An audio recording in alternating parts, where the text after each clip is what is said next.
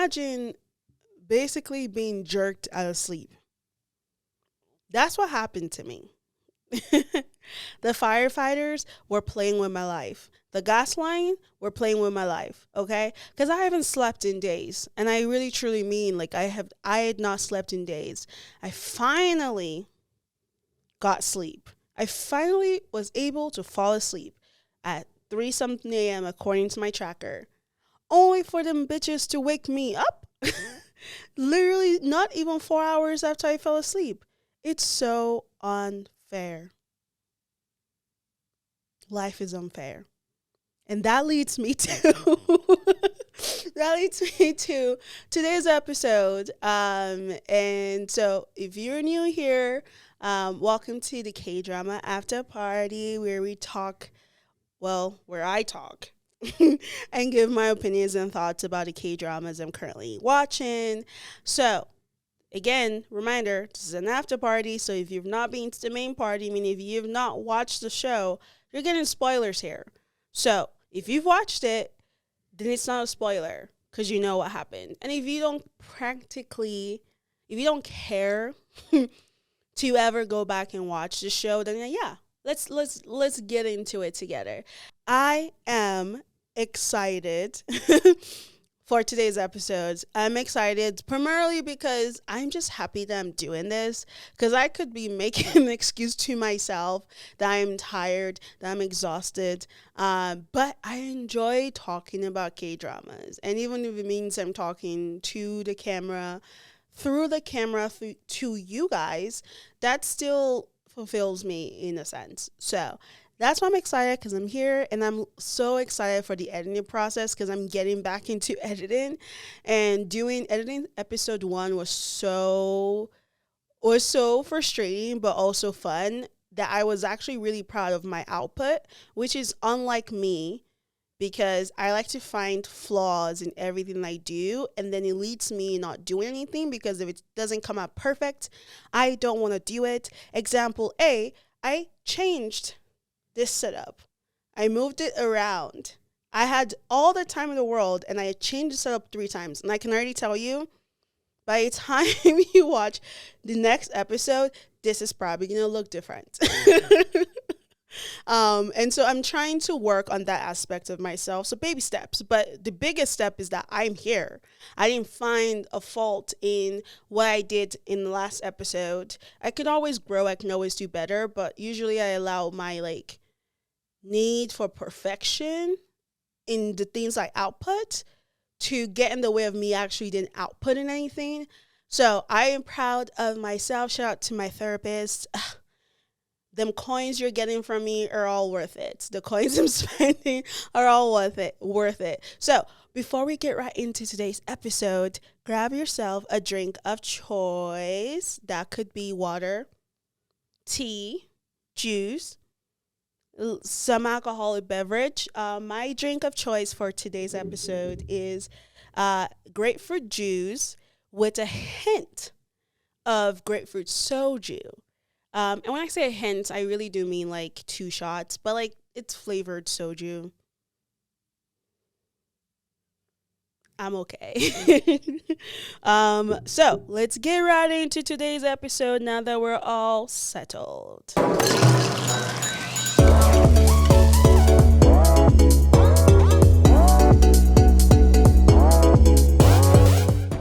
So the first drama we're talking about today is the drama Agency. So I watched episode 1 and 2. And so before we get into Agency, I'm just going to go through like we did in episode 1 of the podcast. We're going to name the characters. But I want to be very specific. We haven't seen everyone yet, or they haven't really had an impact even if we did see them. So they're going to be characters that we're going to name later once they have value. So we're just going to name the characters that added value or were very present in episode 1 and 2. And so we're going to start off with the main character, Goain. We're going to call her, she's played by Ibo Young. We're going to call her Batman. That's just what I'm feeling. That's what we're doing. So we're going with it. I was kind of stuck between Batman or Go Bus, because Go, it's not necessarily a G, it's like a KG in between there. But I was like, Batman, primarily because it fit with where I wanted to call another character. So I was like, I'll go with Batman. So we're gonna call Goain, the character Goain, we're gonna call her Batman. The character Kang Hana, we're gonna call her Nepo Baby. Self-explanatory. It makes sense. It's technically what that character is. And then we're gonna call the character Pak Young Woo. We're gonna call him Nepo Baby's handler. But we're not gonna say that every time. We're just gonna call him handler. Let's just say handler.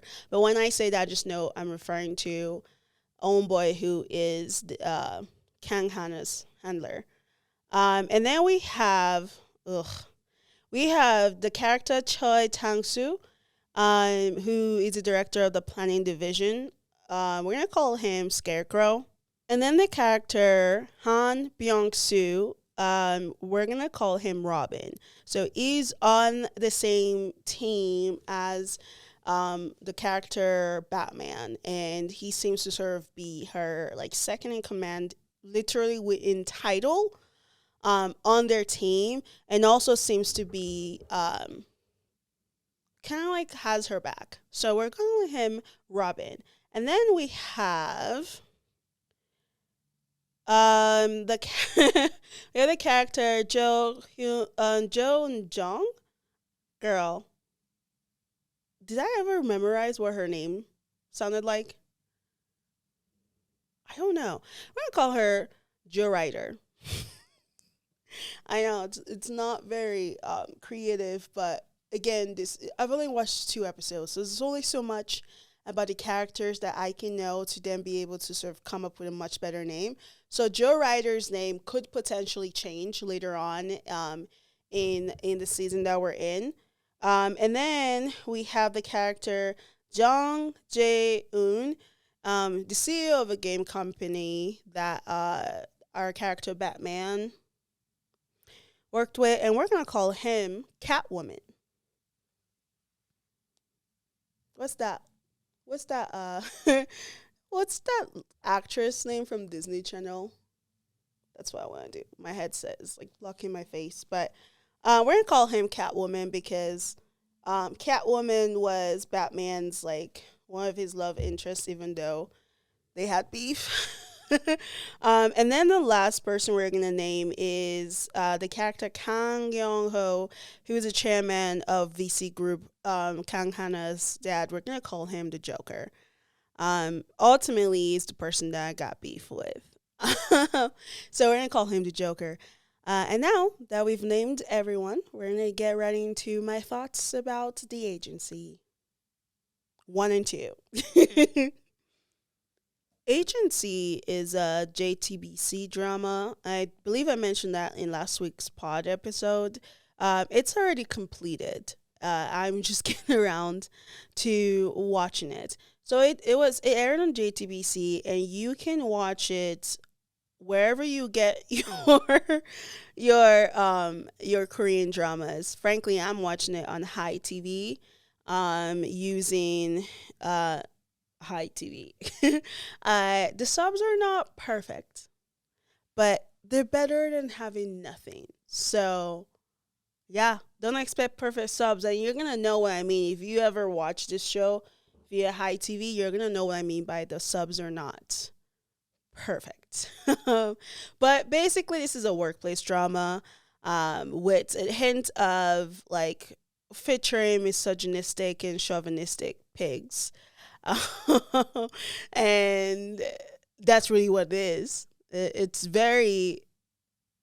was very triggering to watch as a woman myself who works in the corporate environment. Now, my life isn't like her. I'm not dealing with chauvinistic pigs like that, like regularly, all the way to like people in power and my bosses. At least not that I can't see myself, that I can peep. You know what I mean? There could be, but they're doing a good job of hiding it. For the most part, there are people you come across and you're just like, I can see through you, and you're on the border. You are tipping over there. So there are definitely instances like that I have like at work, but I've only seen again 2 episodes of the drama, so all of my thoughts are gonna be based off of that, and there really isn't a lot like going on yet. So it's gonna be really short. It's gonna be really sweet. I spend more time doing this part than there is for me to have something to say about agency. So we're gonna start with the one of the biggest concern I have. What I guess I wouldn't say a concern.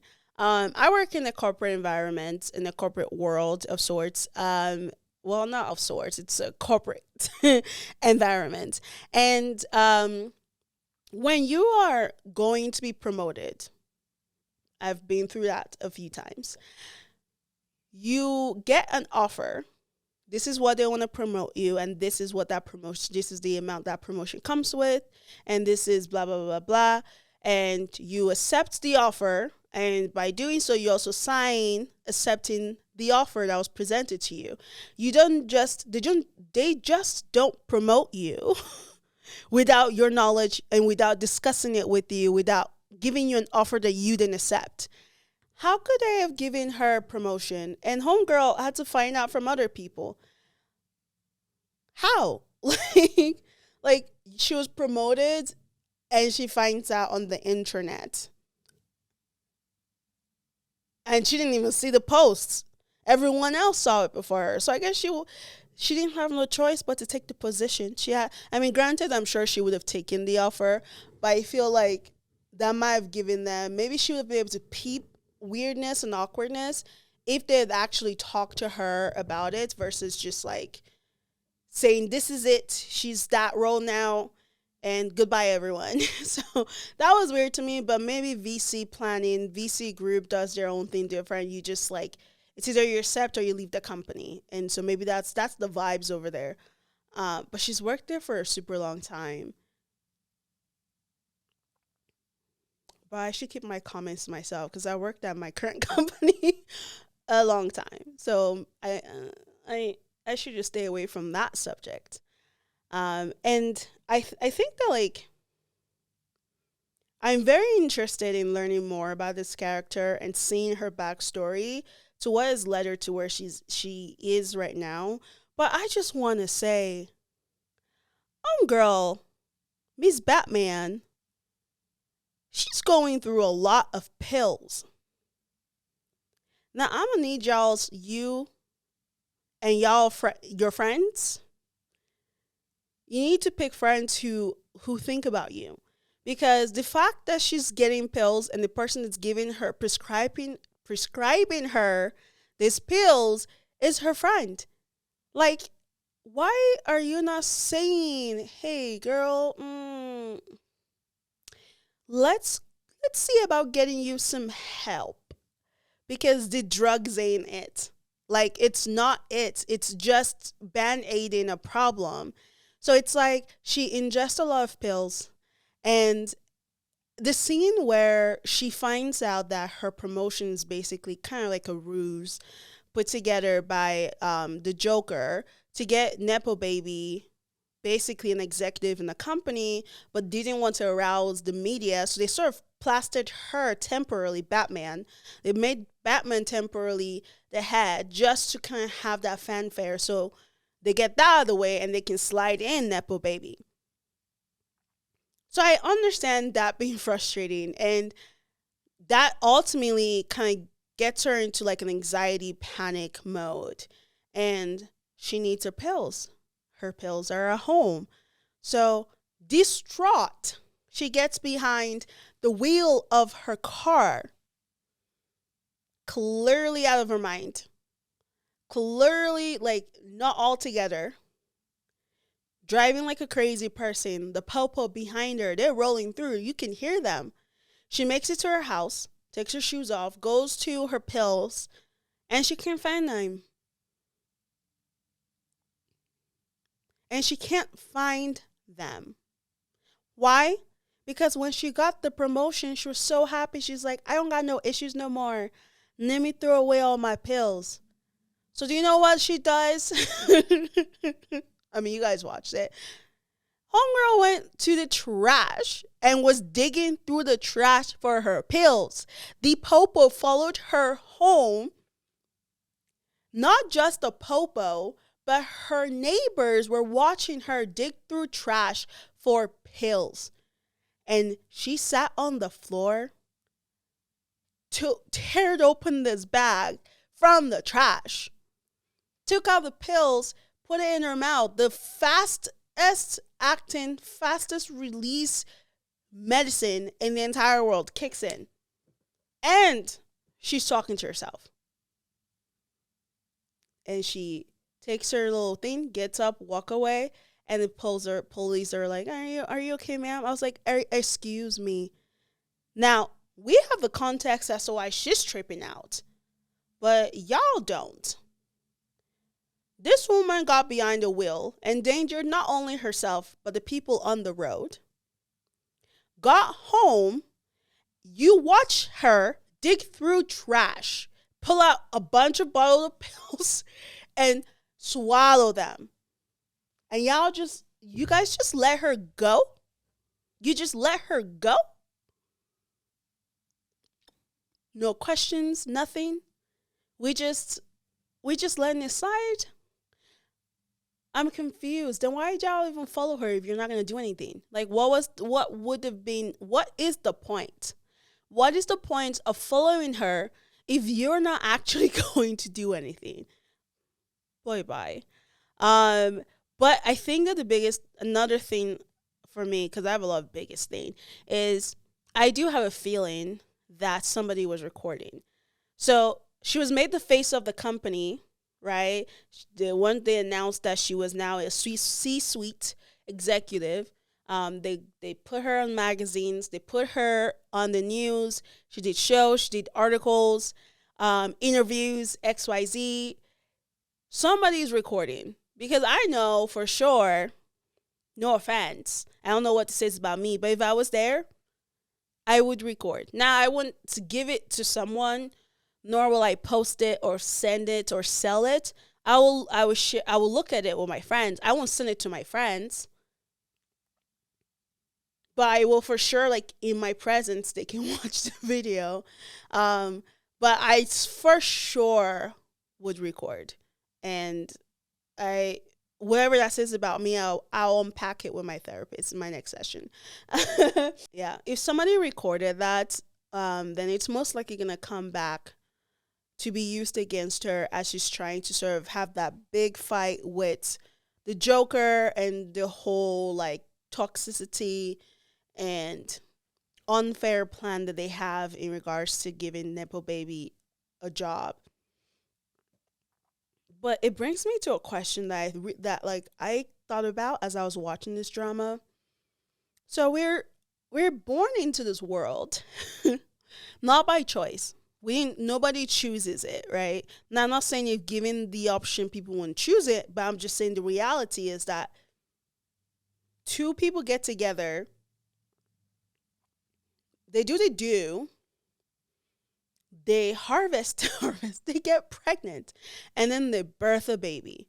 Now that baby is forced into this world without his choice or her choice. And so this baby is born. Now there's this set of rules in the society they're born into that they didn't pick, that they didn't choose. And in this set of rules, you have to basically constantly just live your life achieving things. When is the end? So you birth, not by choice, and you can't leave by your own choice. I mean, you can, but it's frowned upon. In some places, it's illegal. In some places, it is against religion. In some places, like, there are instances that's meant to deter people from making the decision to remove themselves from the world that they didn't choose to be born into. And I'm not advocating that option. I'm just saying that, like, as humans, we don't really get to choose to come into this world, and we can't choose without the negative stigma to leave the world that we didn't choose to be in. But taking a step back from that, because that's a very heavy topic, and I really wasn't planning on going that heavy. But taking a step back from that, you're born into this world. You start school, right? You you go into preschool or whatever the case may be, and then elementary school, and then middle school, and then what? There's this term Americans people that went to middle high. I don't know, and then you go to high school. You're doing all this stuff. You're going through preschool so you can make it to elementary school, and then you're going through elementary so you can make it to middle school, and middle school so you can make it to high school, and then high school so you can make it to college. Now you're in college. You're not done. Now, if your next step is like, oh, I'm gonna go to medical school after college, or go to like get my next like after bachelor or associates, go PhD or masters, whatever that look like. You're aspiring for the next step. Now you've done all that. You now have a job, right? So whether you have a college degree or associates or bachelors or masters or whatever, your next step and the reason why you're doing those things is to get a job, right? So now you get your job. You're in this role. Now what? Now you're like, okay, let's take an example. Someone's a graphic designer. You come into a role, you're a graphic designer. You've worked art all 25 years of your life. I don't know, I'm just guessing. All 24 years of your life. Let's go with that. That sounds like a really good balance. When did people graduate college? 23? Hmm. Let's go with 23. I graduated college early, not because I was a genius. I just um was tall enough to start school earlier than my mates, or I had parents that wanted me to start school earlier. So it's not necessarily a bragging thing, but let's go with 23. So you graduate college at 23, you start your job as a graphic designer. Great. All of that work from birth to college has paid off because now you have a full-time job. Someone is paying you to utilize the skill sets that you learned in college or in school or vocational class or whatever you did. That's not enough. Because now you want to be a senior graphic designer. And then you want to be a manager of graphic design. Then a senior manager. Then a director. Then a senior director. And then you're just like continue. So when is enough enough? When do we feel like we're good? If someone has the answer for that, comment down below. Send me a message. I want to understand, when do we stop? When is it like, is it ever okay to just say, okay, I've hit my threshold of what I want to achieve in life and I just want to chill? Is that acceptable in any instance? Or do we always continuously from birth till we die have to be moving, have to keep aiming higher and higher? And like, what is higher and higher, right? It's like, do I need to be the VP of sales? No. But what comes with that is more money, more status, also more responsibility. And let me tell you, I don't like responsibility. But like, and then what? Then you're not satisfied, right? So like my thought process to take this back to agency is, she did all of this stuff. She's taking all this bill. She's really putting her body through hell. And I can't speak because I put my body through hell all the time, from when I put into it and when I don't give it. But she's really putting her body through hell to get to be an executive. But she doesn't seem like the type of person that will be satisfied once she gets there. When she gets there, it's not like it's you just chill. She doesn't seem like that kind of person. She seems like she will continue to aspire for more. So in that sense, I just worry for homegirl. I just worry for her because that's a lot of pills. That's a lot of pills to be taken. But I can't wait to learn more of her backstory. And I assume the lady we saw in the Ajuma in the restaurant is probably her mom. Well, is her mom. And so I'm interested to kind of like learning the backstory of not just the character, not just of Batman, but of her mom too. Like, what led her mom to the decision that her mom made, right? So like all of that stuff, I'm interested in kind of like watching and learning more about that. If I was going to be honest, I don't know how I feel about the Kang Hana, aka Nepo Baby's character, because yeah, sure, she's nice to her handler, relatively, right? But she's okay with everything else that's happening, and feels a little bit. I don't know. I don't know. I don't know how I feel about her character.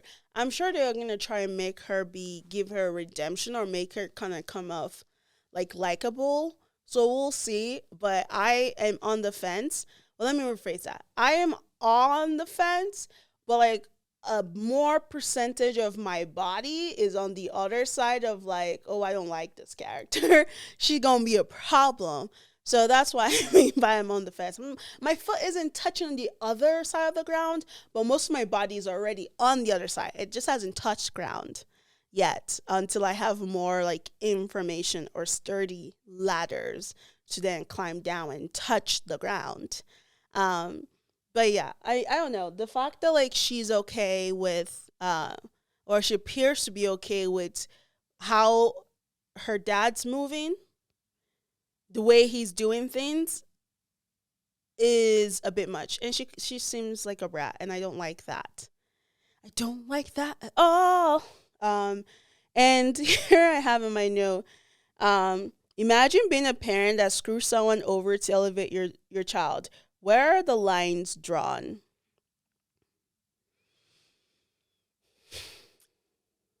I'm not a parent. I've never been one. And so I don't know, but I do know that it is okay to allow your children to earn and deserve what they get in life. And that's all I'm going to say there. If anyone feels otherwise and wants to argue with me as to why it's acceptable for parents to drag down older people simply to give their kids a very comfortable life when the kid literally just wants it handed to them. If you have a rebuttal to that or you feel differently, I have to put a smile on my face because then it seems like I'm going to fight you. If you feel differently, I'm interested and willing to learn more about your thoughts and opinions and who raised you.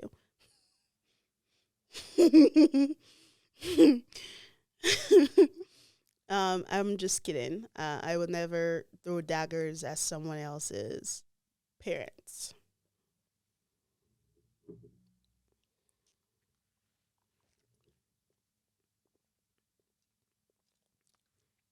Honestly, I was gonna drop agency. Well, no, let me rephrase that. Not drop per se, but I wasn't sure if I wanted another like workplace drama to watch or if I was interested in watching that. I wasn't really sure. But the moment they effed my girl over, I was like, every single one of them. Every single one of them get him. So I'm really interested in seeing how things play out with a very misogynistic, chauvinistic environment and team members, especially with Scarecrow being just ugh. And what's funny is I saw an article that apparently the actor that plays Scarecrow looks like this has nothing to do with the character it plays in the show. Looks like a mixture of V from the boy group from the well I guess they're not boys anymore from the group BTS Bangtan. I like saying that word. And L from Infinite. And I was like, side eye. Side eye. No, they don't. But maybe I'm just unique. Maybe I'm just different and I don't see it. I don't. Whoever wrote the article clearly just needed to meet some sort of deadline of delivery of a certain count of articles. That's all I'm gonna say. And it's not a dig, by the way, at the actor. Like by no means is it a dig at Joe Sung Ha. Somebody, I'm not in the acting world. It's not a dig at him at all. I just don't. It's like someone saying, a green chair resembles a yellow chair. The green chair isn't bad looking or ugly. It's just like it's green and the yellow chair is yellow. So I don't see a resemblance, but if y'all do, then to each their own. And that is all we have when it comes to agency for today.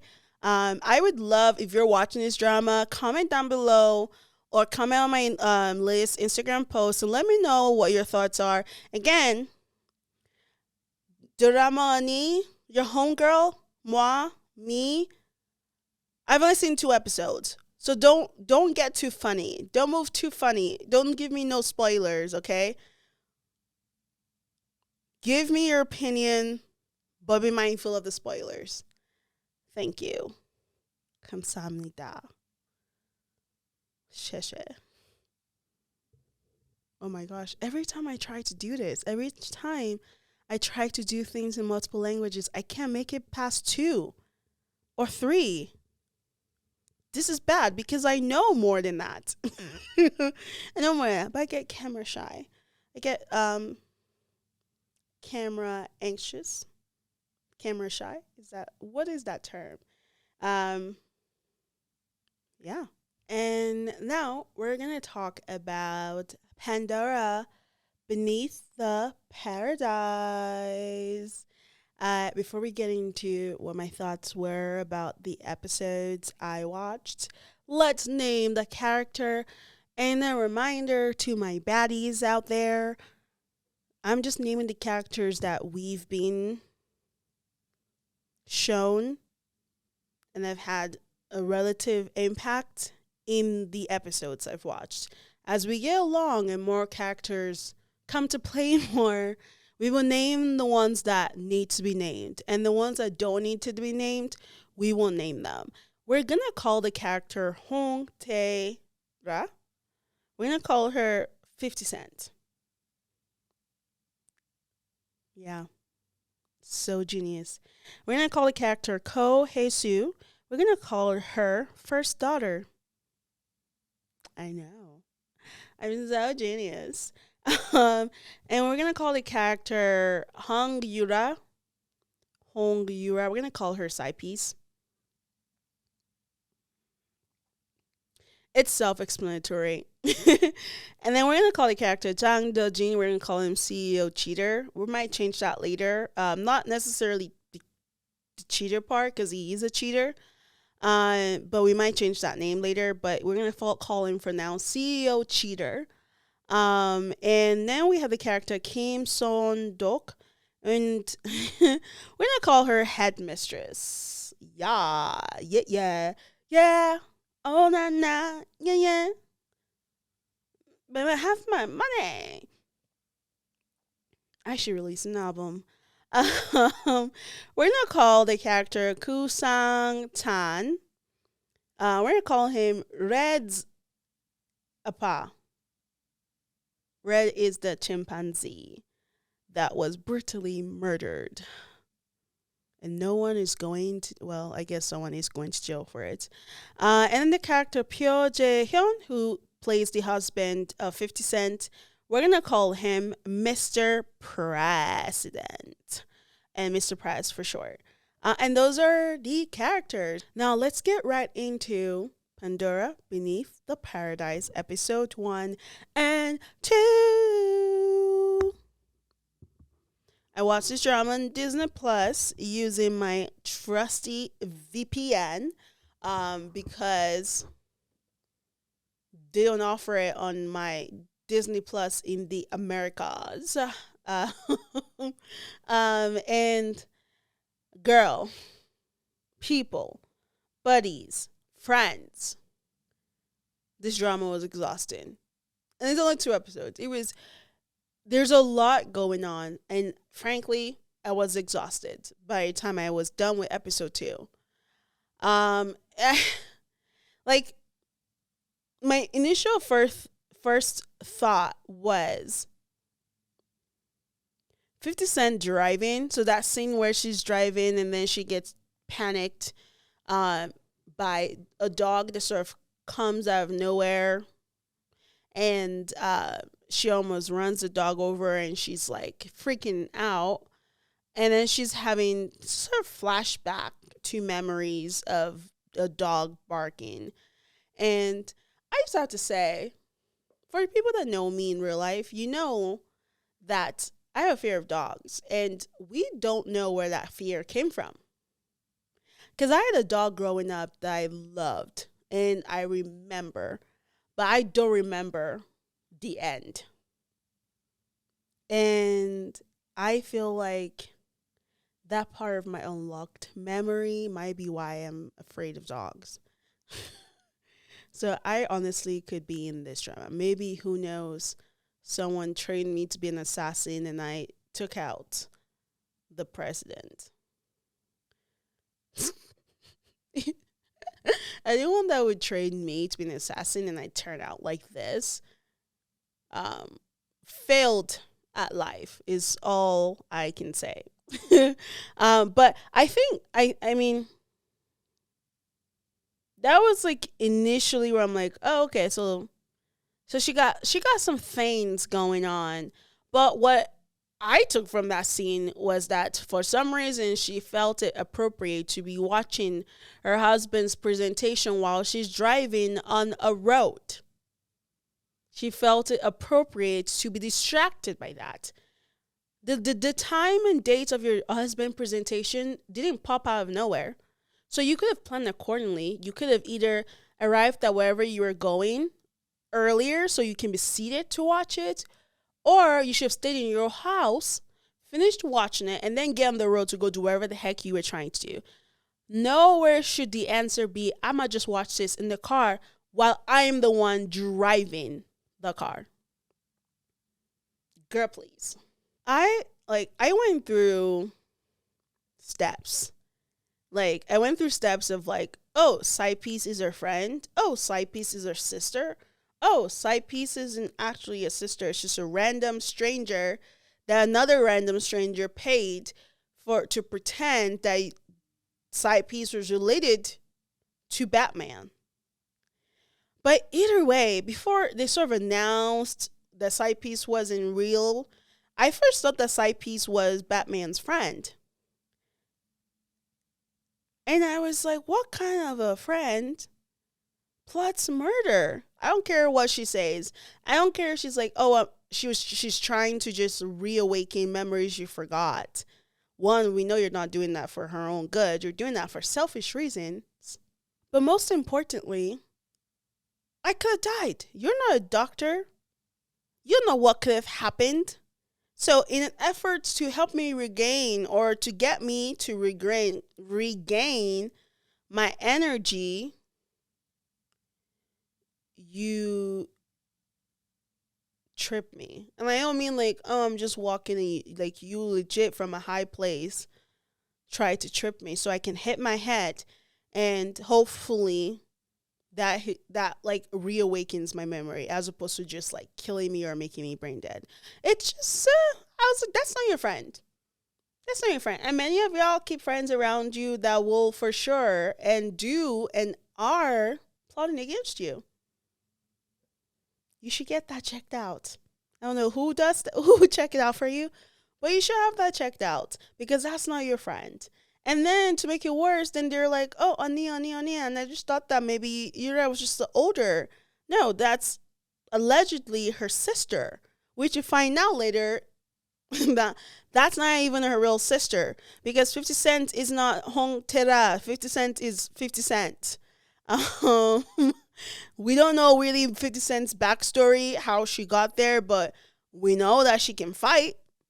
Though she obviously hasn't fought for years, but apparently her muscle retention and her muscle memory is like A1. She remembered everything. Like her body was moving so quick. She was beating up people. I was like, girl, I would have never guessed it's been years since you practiced or beat up or fought anyone. Now, we should all know better by now that if there's a townhouse community involved, there's some shenanigans. Just think of every drama that you've seen that has a townhouse community, And then just picture and imagine the chaos. It's very Makjang. It's like there, I can tell you for sure, there's cheating husbands. There's always cheating husbands. And blood. Someone's always killing someone, someone's always dying, and it's always someone in that community that's responsible for it. So that's another sign for me that, like, I don't know how I'm gonna be with Pandora, because it's giving me Sky Castle. It's giving me Paradise. It's giving me there's this other drama, I can't think of the name. Um Tell Me Mother something. If I remember, I'll have it like pop up here on YouTube. And while I'm editing, I might come in as editing Unnie. And remember, I know what drama I'm referring to, and I don't know if many people have watched it, but I will plug that in here. But like, they all have this in common, and I love some aspect of this one drama that I can't remember. I definitely finished watching that, but I mean, as we all know, and I've said before, I wasn't jiggy with Pandora. Is all I'm gonna say.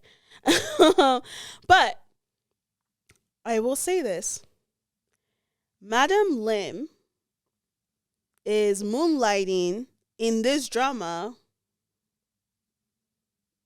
as a director, and we call her headmistress.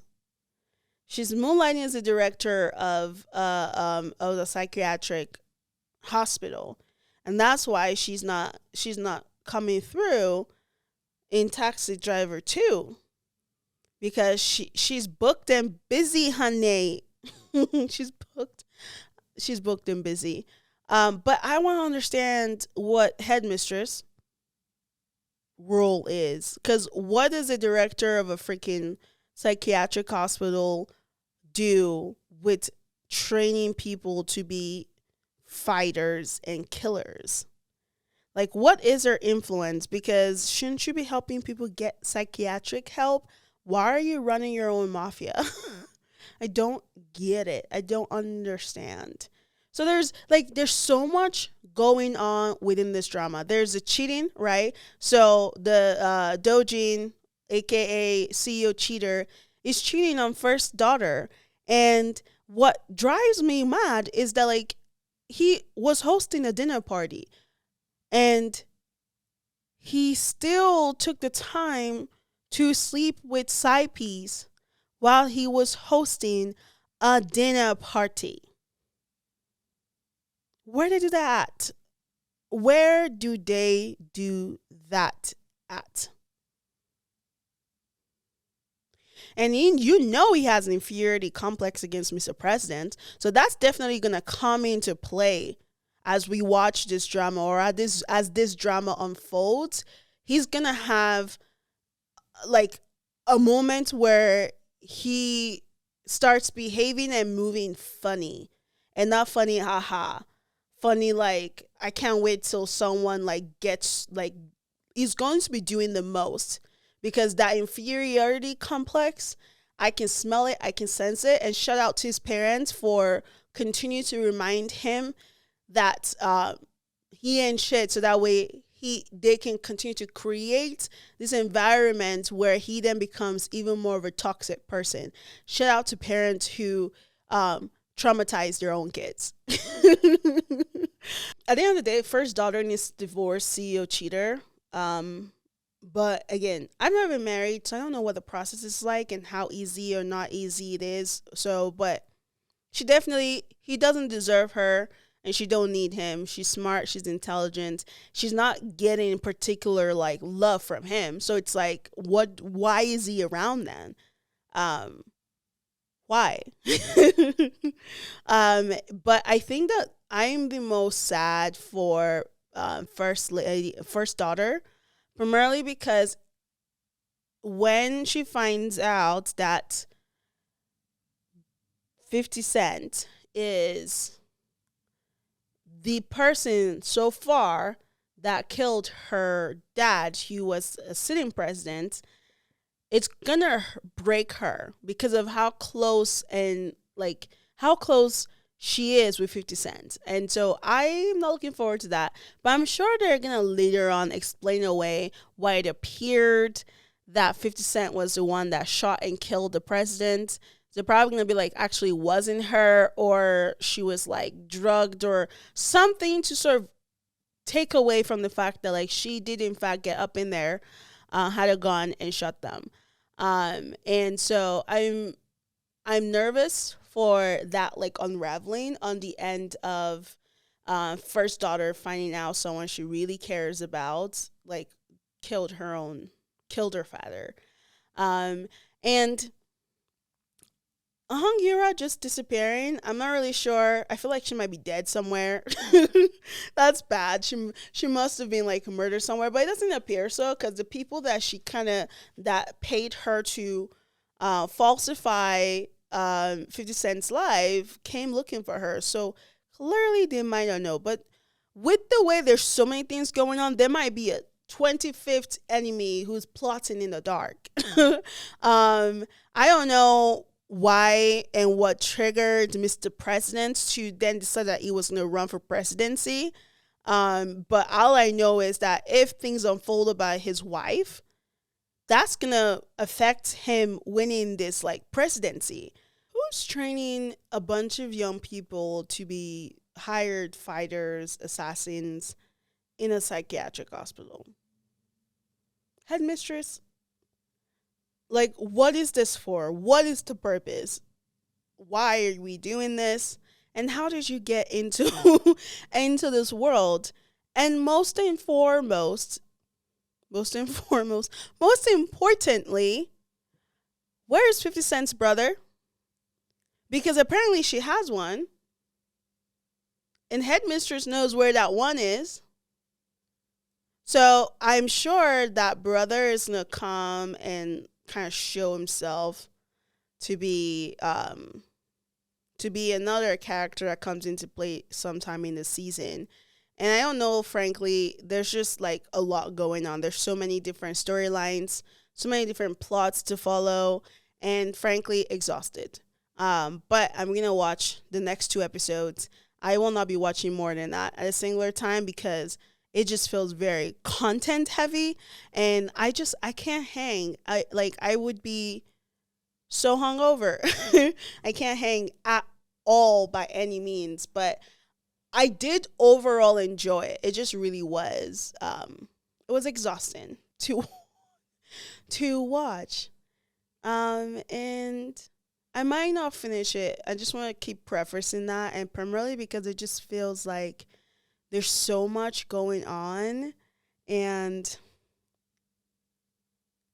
I just don't want to have anxiety about all of the different storylines and the things that could go wrong with them. So I don't know. We'll see. But that was Pandora, Beneath the Paradise. And I give it I'm not gonna rate it yet. I'm gonna rate it after we watch episodes 3 and 4 and just give it like a current rating of the drama.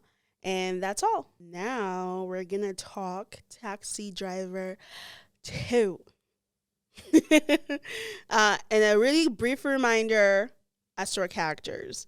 We have Kim Do-gi, who we're calling Taxi Driver. CEO Jang, we're calling him CEO Jang. The character Kim Go-eun, we're calling her Queen Hacker.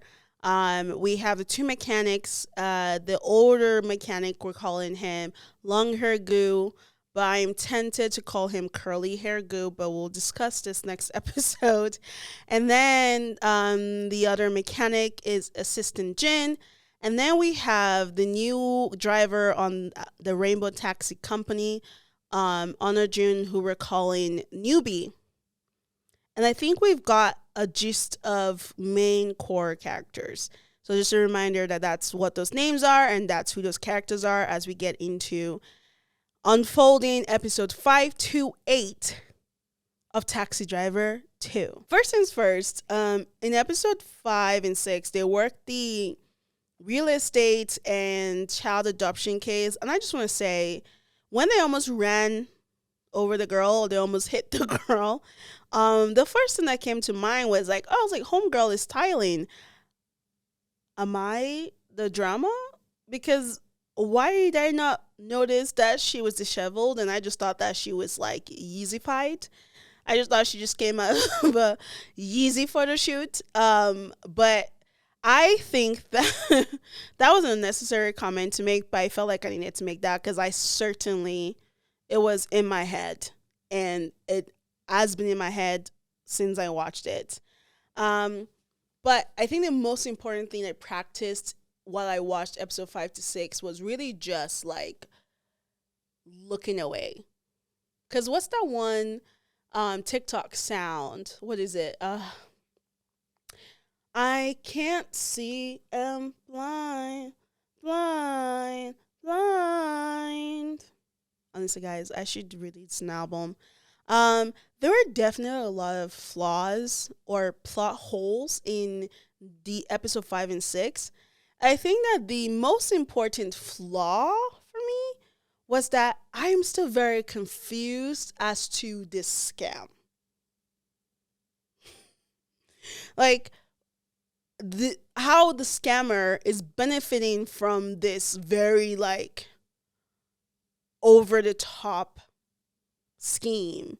So you get someone and a couple who is very interested in buying a home but can't necessarily get traditional financing or wouldn't necessarily be able to get approved for it.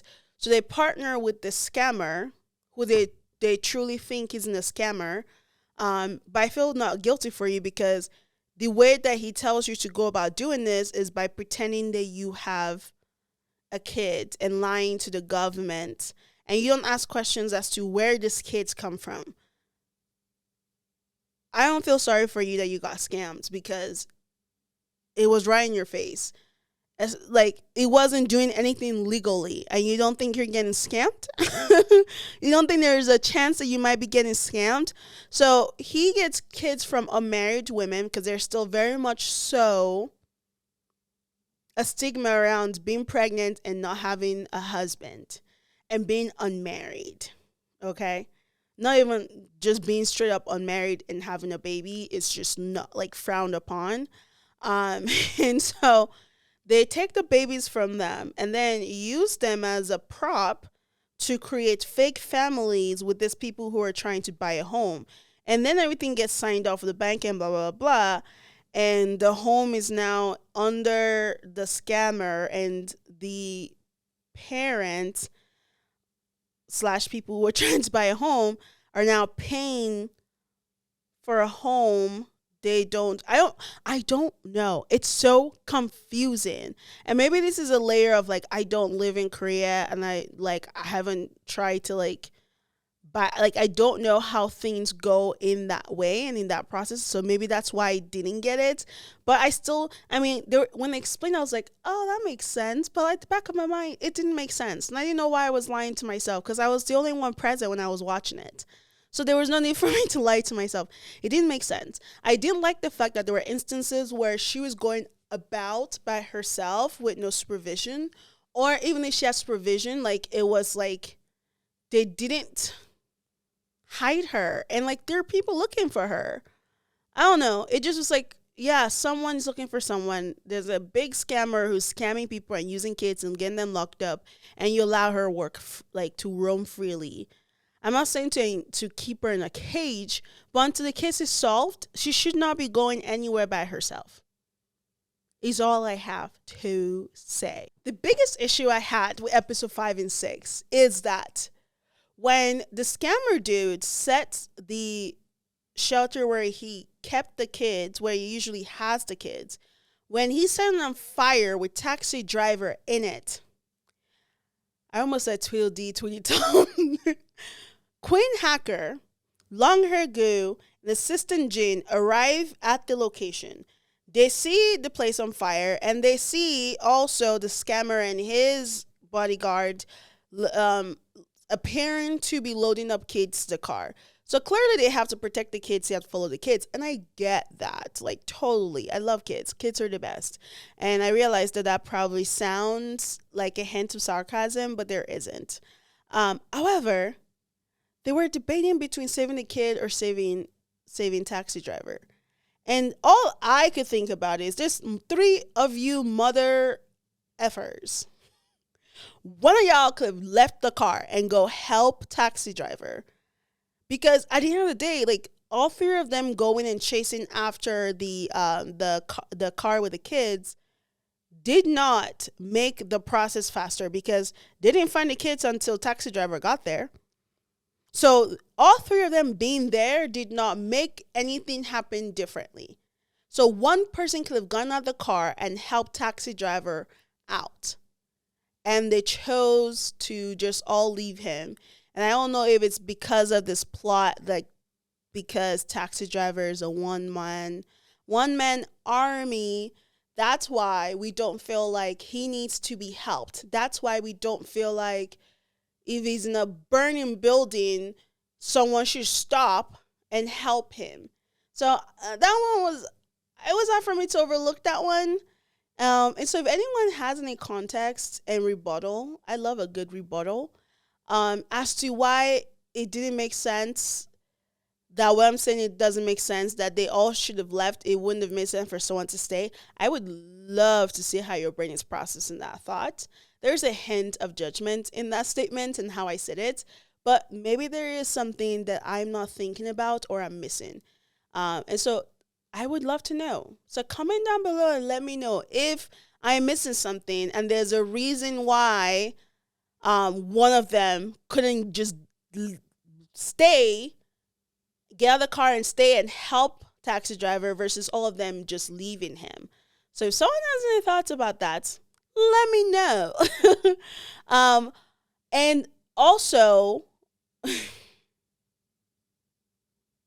there are instances, like, overall, those are all the, like, flaws and plot holes. But there are instances where when I end up watching episode 7 and 8, it made me realize what I felt was missing episode 5 and 6, which really is, like, an organized, well thought out plan. It felt like they didn't really think it through. They were making tons of mistakes that, like, was rookie behavior. And I'm just like, what is this? Like, why are we, like, what's happening? Because why are you guys not aligned in what you're saying? Like, why aren't you guys prepped? So it feels out of character that they handled certain things in the episode 5 and 6 than they did in 7 and 8. And I feel like season 1 was definitely different from season 2. Season 1 was more gritty, more dark. But guys, they all had trauma. They were filled with trauma in season 1. And they all mostly got to work through the trauma or revenge, the things that traumatized them or caused trauma. And they're healing. So, like, it's okay for them to work less gritty cases, right? And, like, also, they almost got, like, imprisoned. So they have to go about it a different way in how they're doing their revenge. But foremost and more importantly, they worked in episode 7 and 8, it was like a religious cult case. If you're looking for in-depth, full-depth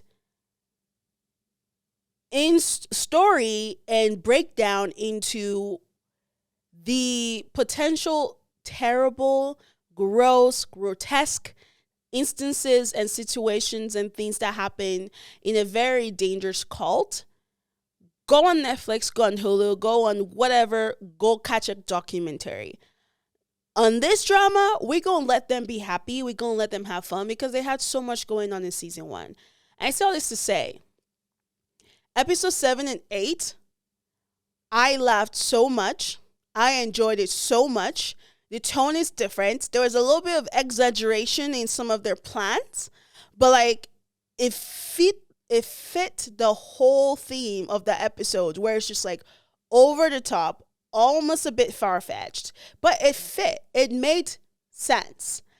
And I Long Hair Goo and Assistant Jin carried.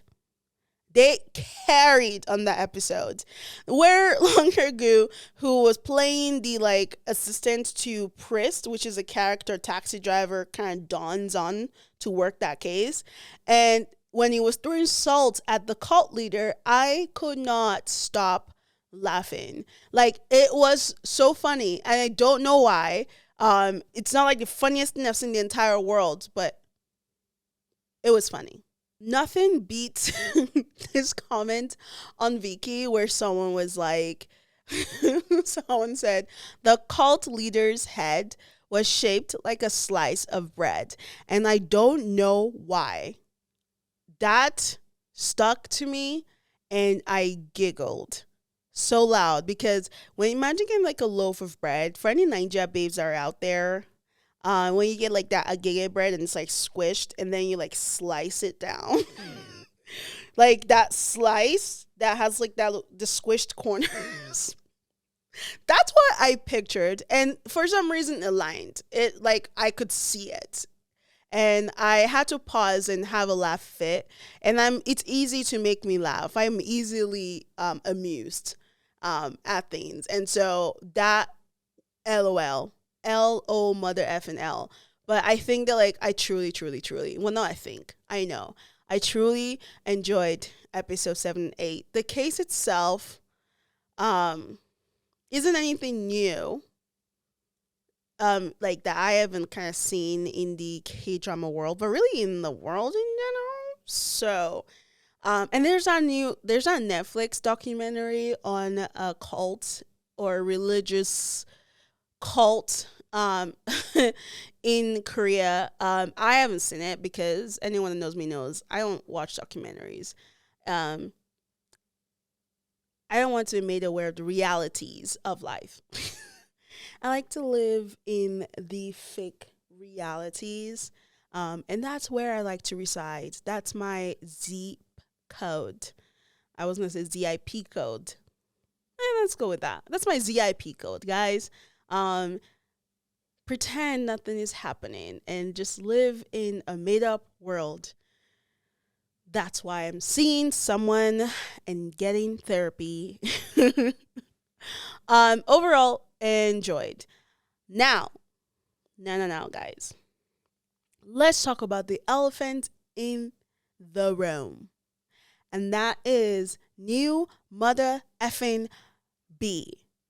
Newbie is exactly what he appears to be. A baddie. And not in a good way.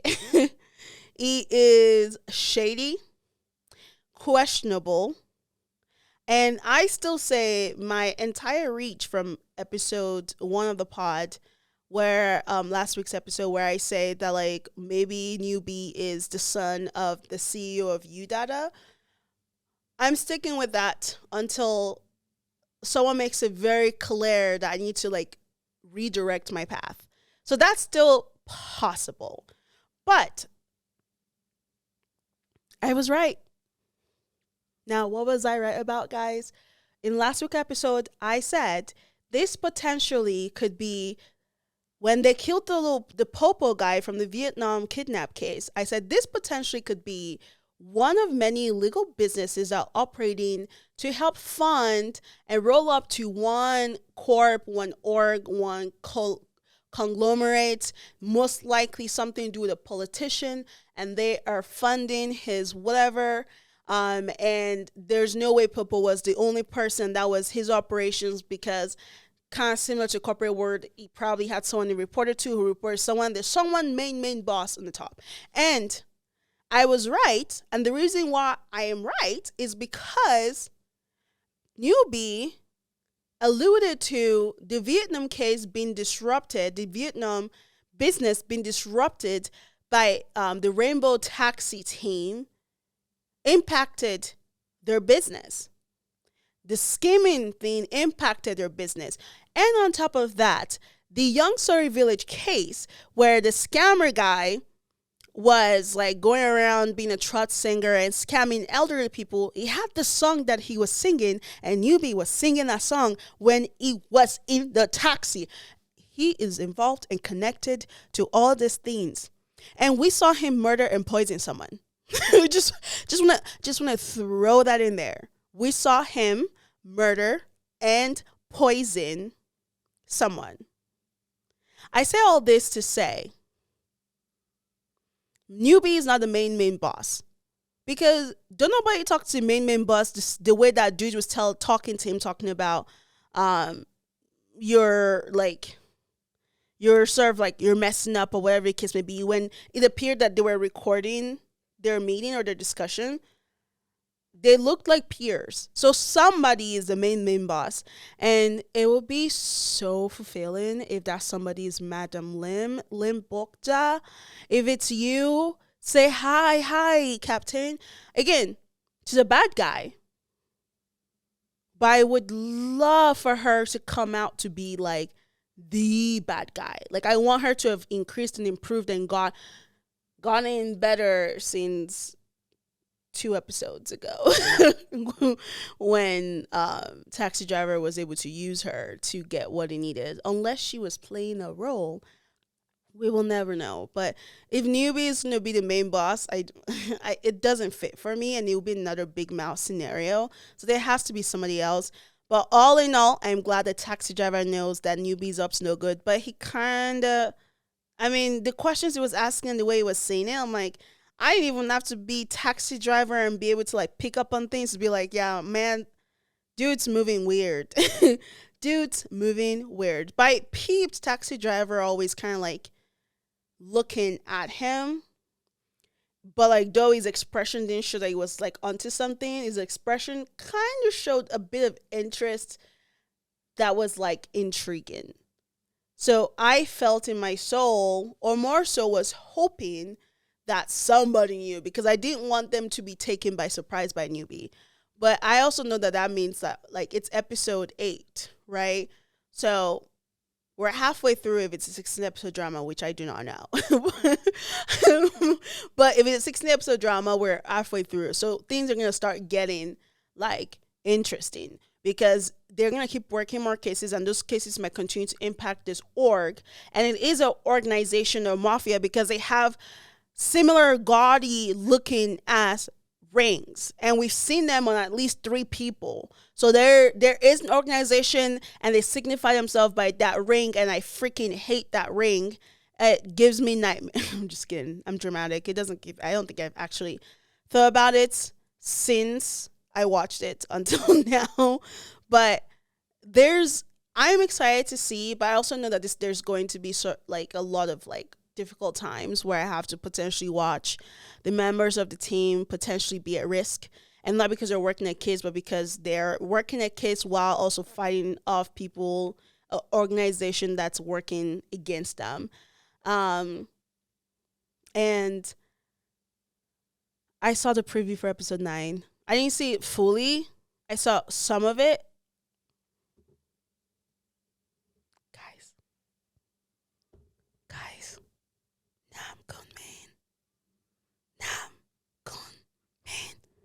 It's going to be in episode 9.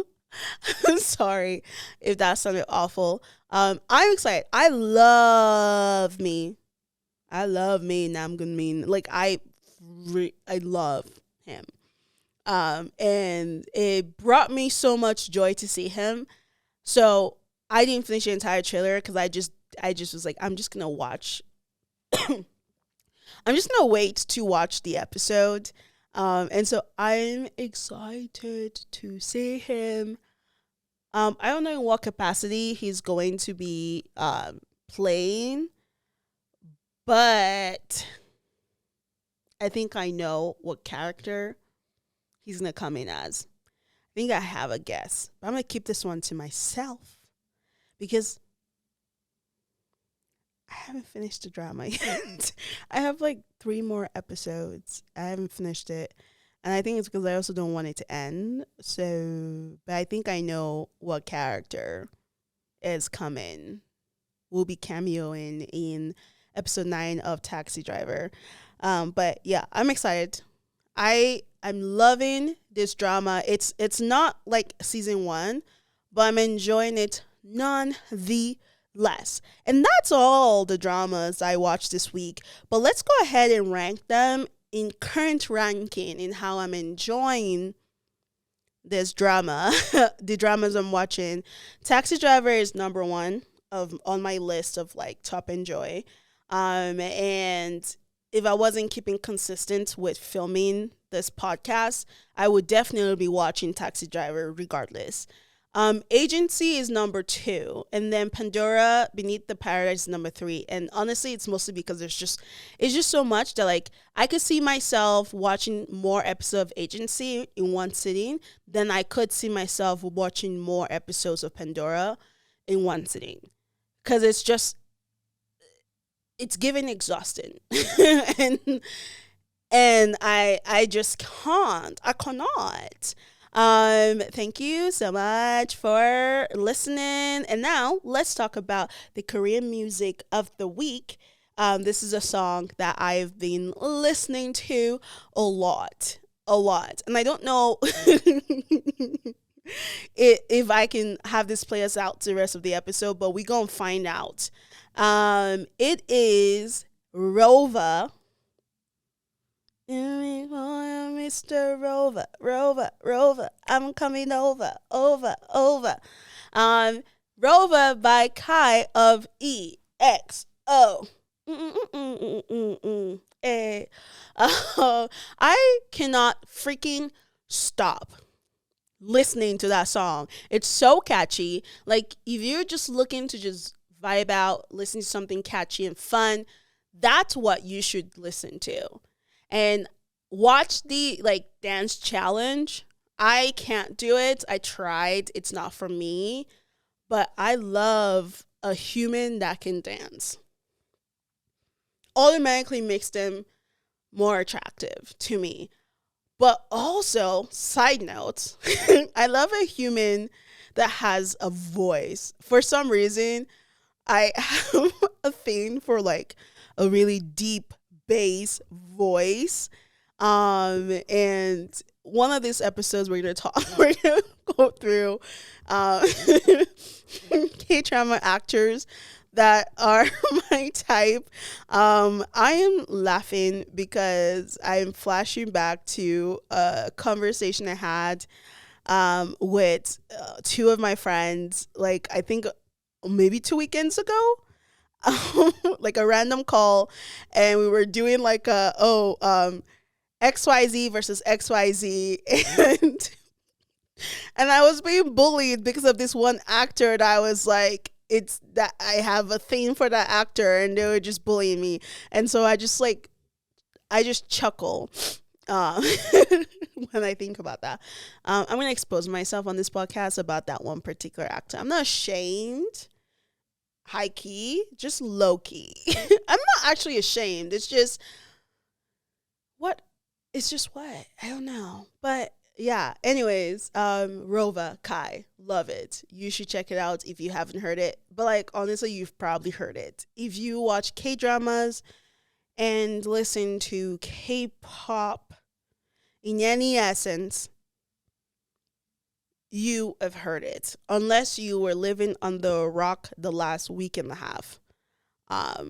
Then if you were, this is your time to come out and go check it out. And I realized that like I'm not like a super giant fan of EXO but I know a lot of EXO songs. As a VIP for life, that's who I stand, and that's who I stand only. I stand minority. There are minor standness that I give other people. I don't stand EXO, but I know a lot of EXO songs.